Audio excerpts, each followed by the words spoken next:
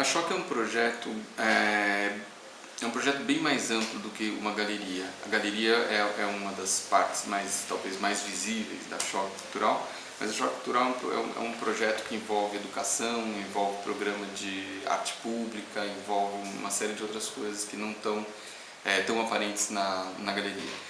A galeria ela foi criada mais como uma plataforma de comercialização para criar sustentabilidade para os artistas que a gente acolheu e que a gente acolhe.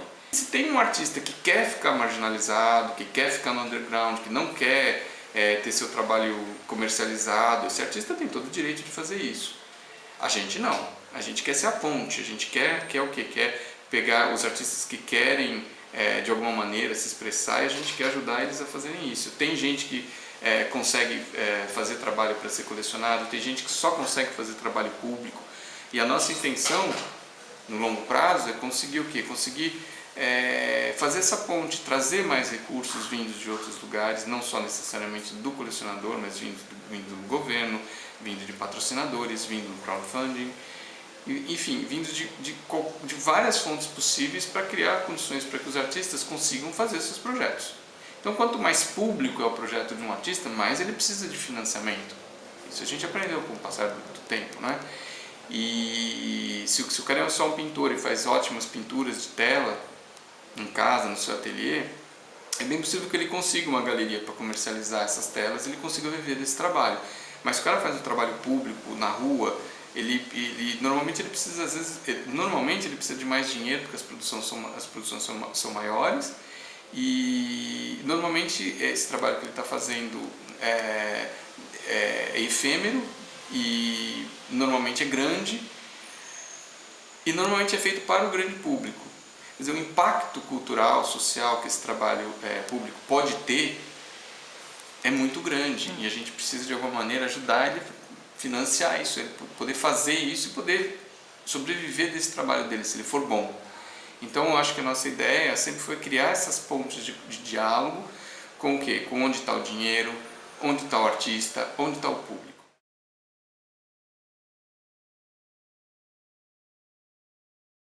O que acontece é que os artistas urbanos que a gente conhece e admira, conhecia já há muito tempo e admirava, eram os elementos mais frágeis da cadeia do mercado. Por quê? Porque exatamente o que eu falei, eles estavam produzindo arte de qualidade, arte pública, produções grandes, e eles não estavam fazendo coisas que pudessem ser colecionadas, eles não estavam conseguindo articular um meio de financiar seu próprio trabalho, de poder se desenvolver melhor.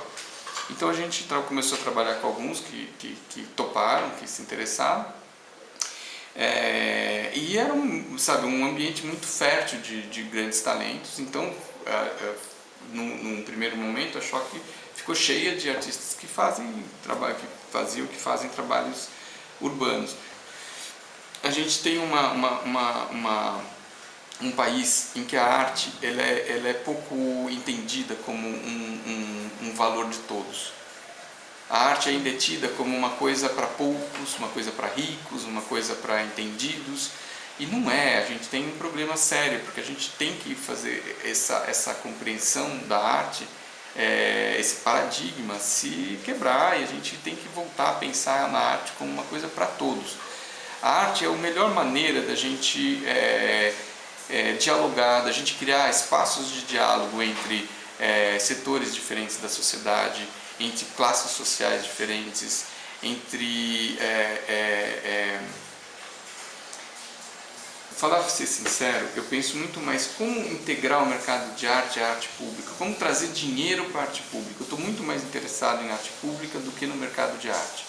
O mercado de arte, como ele é hoje, ele é extremamente concentrador de renda, ele é pequeno e tende a se concentrar cada vez mais, e eu acho que a gente precisa olhar para o mercado e pensar: vamos botar mais gente dentro disso, vamos botar mais gente dentro do mercado, vamos aumentar, vamos ampliar exponencialmente a base de colecionadores que estão entrando, colecionadores que podem colecionar com pouco, mas que na somatória podem fazer vários projetos artísticos andarem para frente.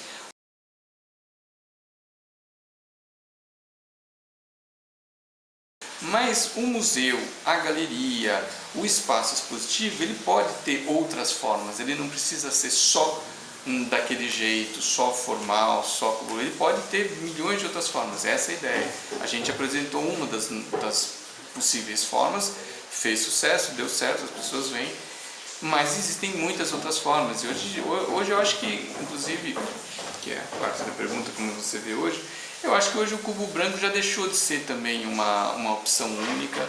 Hoje já existe arte sendo apresentada em vários outros tipos de ambiente, e eu acho que a tendência é que se amplie ainda mais o espectro de ambientes possíveis para você aproveitar, apresentar e usufruir arte, inclusive o ambiente público.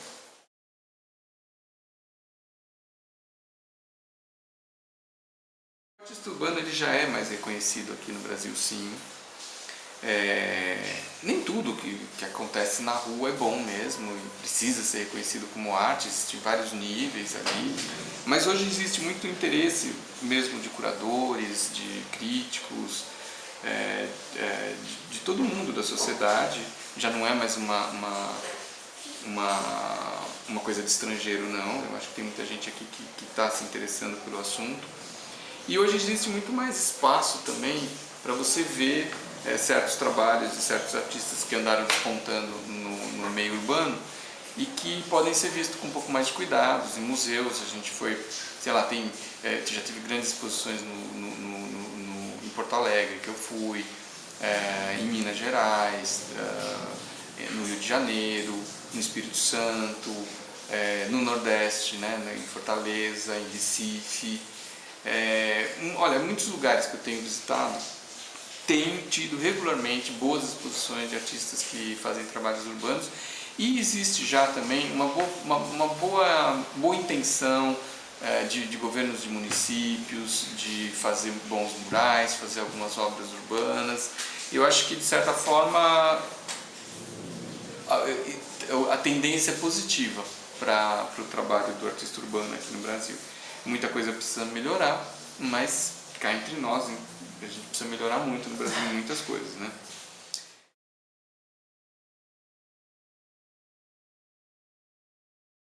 O que eu vejo, na verdade, é ainda um pouco de desinformação por parte do poder público. Um dos trabalhos que a gente está prevendo fazer aí, não sei se a gente consegue fazer esse ano, mas está no programa, a gente certamente ano que vem começa a fazer alguma coisa em relação a isso, é de conscientização de prefeituras e de prefeituras estendendo as polícias, assistência social, enfim, a vários órgãos, secretarias de cultura, a vários órgãos do governo, do que? De fazer seminários, de criar mesmo uma situação de educação dentro do poder público, para que se entenda melhor o momento que passa a arte pública. E eu estou falando aí da arte pública, não é nem só do grafite, não. É da arte pública, é o músico de rua, sabe? O cara que faz performance, são os teatros de rua, enfim, tem muita gente que trabalha na rua com arte e que, de certa forma, corre muitos riscos desnecessários, e a gente tem que realmente conscientizar melhor o poder público em relação a isso. Não é certamente, arte não pode ser criminalizada nunca, mas a gente precisa, na verdade, educar mesmo as pessoas, para que todo mundo entenda os limites, inclusive, né? E a partir de certos limites, você está mesmo no ambiente público, você precisa respeitar certos limites.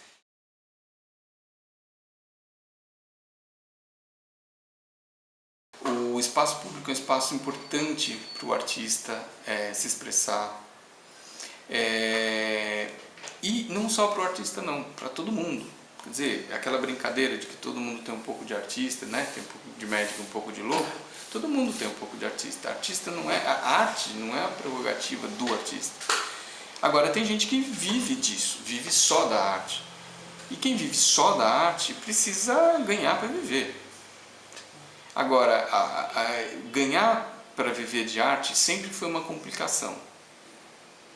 Existia o mecenas uma época, mas o mecenas é uma pessoa, né, poucas pessoas, com muito poder e que,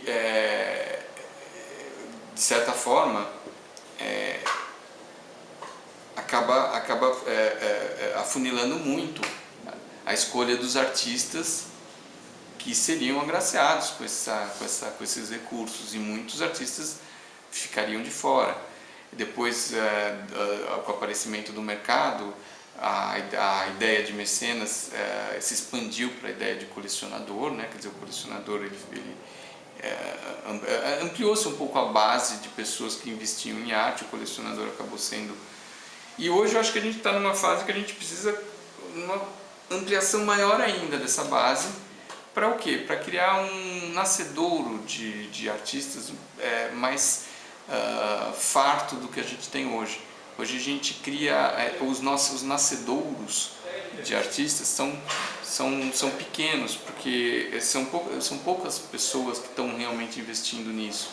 Então você fica ali com poucas escolas de arte formando artistas, mas poucos conseguem ingressar no mercado de arte porque tem pouca chance ali de você acabar fazendo sucesso, e alguns artistas acabam fazendo muito sucesso e muitos artistas fazem sucesso nenhum. Então isso é um certo desbalanço que eu acho que pode ser um pouco melhor balanceado se a gente ampliar a base de colecionadores, de investidores em arte, né? Porque eu não acho que a coleção é a única maneira de você investir em arte. Tanto é o crowdfunding uma opção bem clara, quer dizer, o cara está investindo para usufruir. Desde os anos 80, a comunidade artística, a comunidade nova-iorquina foi muito contra o grafite. O grafite é proibido, as pessoas não, o grafite é colocado lado a lado com o vandalismo, com a sujeira só. Então pouco se vê, pouco se entende de grafite em Nova York como arte. Então é uma comunidade super culta, super inteligente, bacana, é uma comunidade mundial, mas o grafite está banido de Nova York. Quer dizer, na periferia ele acontece, né, no Brooklyn, no Bronx, mas ele é proibidíssimo. Você encontra um monte de placas assim de pago $150 se você denunciar alguém que foi... Se tirar uma caneta do bolso e encostar na parede, você está filmado e está preso. Tive uns amigos que foram presos por muito pouca ação. Agora, também o que acontece? É um lugar que tem milhões de galerias, tem milhões de pessoas preocupadas, interessadas em arte, tem milhões de investidores em arte, e são pessoas que conseguem enxergar talento em todos os lugares, inclusive dentro dos ambientes, né, do grafite também. E enxergaram ali a possibilidade de lançar realmente pessoas como Keith Haring, como Basquiat, como Kenny Scharf. E eu acho que isso é louvável, porque isso mostra o nível cultural do povo, né? O nível cultural da cidade. Mas em termos de política pública, também está muito mal resolvido em Nova York, essa questão da arte pública, da arte urbana. Não está bem resolvida, não. O que não quer dizer que a gente não possa tentar resolver melhor do que eles aqui. Eu acho que a gente pode e deve, até porque São Paulo, hoje em dia, falando especificamente de São Paulo, é tido como uma das importantes referências do bom grafite, da arte urbana que deu certo, que é frutífera, que tem potencial, a comunidade percebe a arte urbana aqui como um valor bacana. Existe tensões? Lógico que existe a tensão com a pichação, existe a tensão às vezes com excesso de arte, né, que acaba acontecendo em alguns lugares. Existe também uma tensão, porque lógico, não existe comunidade com consenso de opinião a respeito de nada, né? Então existe o debate também, mas o debate tem se travado de um jeito bastante civilizado, né? De vez em quando acontece lá da polícia prender, mas pô, no dia seguinte está na televisão, Sim. e está soltando, entendeu? Então, isso é um sintoma de que é um assunto que é importante e relevante para toda a comunidade, para toda a sociedade, e de certa forma a sociedade está resolvendo bem, sim. Quer dizer, os mesmos agentes que prenderam, né, os grafiteiros há um ano atrás são os que ajudam eles agora a fazerem um museu de arte a céu aberto na Cruzeiro do Sul. Quer dizer, existe um debate, o debate tá num nível cada vez melhor. Eu acho que isso é uma situação bastante positiva. A assinatura Banksy, né, seja lá quem for, é muito interessante, sem dúvida. Foi uma novidade no mundo da arte. Por ser um inglês, ele além do todo o lado político da obra dele, que é muito interessante, não só visualmente interessante, como também o posicionamento dele em relação ao artista. A posição do artista hoje em dia é uma posição questionável. O artista ele precisa se posicionar bem hoje no mundo, porque ele é exatamente essa possibilidade que existe de diálogo entre os setores e entre os muito ricos e os muito pobres, enfim. E artistas como o Banksy, como o J.R., né, o artista francês J.R., a artista norte-americana Sun, são artistas que estão lidando bem com essa questão social também, sabe? São artistas que estão indo buscar parâmetros sociais para trazer referências diferentes para os próprios trabalhos. Estão conseguindo trabalhar com obra pública, com arte pública, num nível de excelência incrível e, ao mesmo tempo, envolvendo comunidades inteiras de uma maneira muito positiva, muito construtiva. O Banksy já é um espírito um pouco mais crítico, então ele já tem uma história um pouco mais provocativa, o que é legal também. É um outro tipo, um outro cara, um outro gênero. E a provocação dele vai desde das questões sociais mais simples, né, da menina que fica limpando a sujeira para baixo do tapete da rua, do rapaz que atira um coquetel molotov, que na verdade é um buquê de flores. Então, são questões de imagem direta que dizem rápido o que tem que dizer, mas ele também mexe com questões um pouco mais complexas, como a questão, por exemplo, da sofisticação do mercado de arte inglês, que é muito apostador, mexe com muito dinheiro, e ele está ali também, sabe, fazendo a coisa dele ter essa questão sempre bem presente também na obra dele.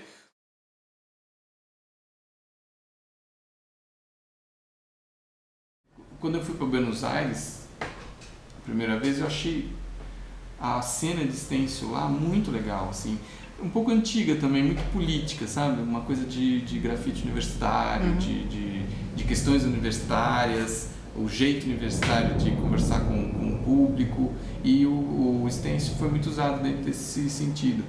Eu, como vivi minha fase universitária nos anos 80, eu tive muito contato com o pessoal dos primeiros, né? Do Carlos Matucci, do Valauri, do Maurício Vilaça, que eram bem do stencil, né?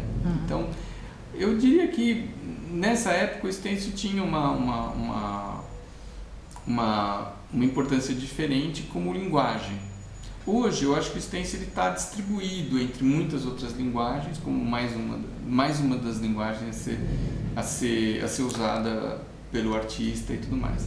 Agora, especialmente aqui, eu tenho reparado, a gente tem um programa dentro do nosso educativo, a gente tem um programa que é muito, ele é pouco divulgado, mas ele é muito legal, que é um programa de professores, especialmente ligado a professores da rede pública. Então a gente trabalha com vários professores de arte, mostrando para eles a relação que existe entre algumas coisas que eles veem na rua, né, de grafite, e o currículo escolar que eles têm que administrar na sala de aula, né, fazer a conexão entre Titi Frick, Portinari, entre Espeto de Cavalcante, né, entre Hairgraph e Beatriz Milhazes, como que essas coisas vão se linkando, vão se ligando, como os movimentos vão surgindo e tudo mais. E a gente ensina também um pouco de técnica para os professores. Não técnica de grafite, porque a gente nem mexe no spray, mas algumas técnicas para que eles administrem dentro da sala de aula experiências com os alunos, né? Que é uma coisa que é muito pedido. Então, uma das coisas que mais dá certo pra gente é o stencil. Stencil é um negócio que dentro da sala de aula é lindo, é ótimo. Por quê? Porque às vezes tem um cara que desenha bem, que é o cara que faz o desenho, tem o cara que é mais cuidadoso, que é o cara que recorta, aí tem a menina que é mais comunicativa, que sabe mais onde vai ser legal pintar e colocar aquilo, e tem o outro que já fala assim, não, pô, vamos fazer 10 máscaras dessas, a gente distribui para fazer um negócio massivo no nosso bairro. Quer dizer que o stencil ele é muito coletivo, ele funciona muito bem coletivamente, então sala de aula é lindo, e pode ser usado com qualquer tinta, né? Porque o spray é proibido para menores de 18 anos, então não teria sentido a gente ensinar um aluno a usar o spray. Mas o stencil você usa qualquer tinta, inclusive tinta feita em casa, então é muito legal. A gente trabalha muito com a ideia de carimbo, de silkscreen,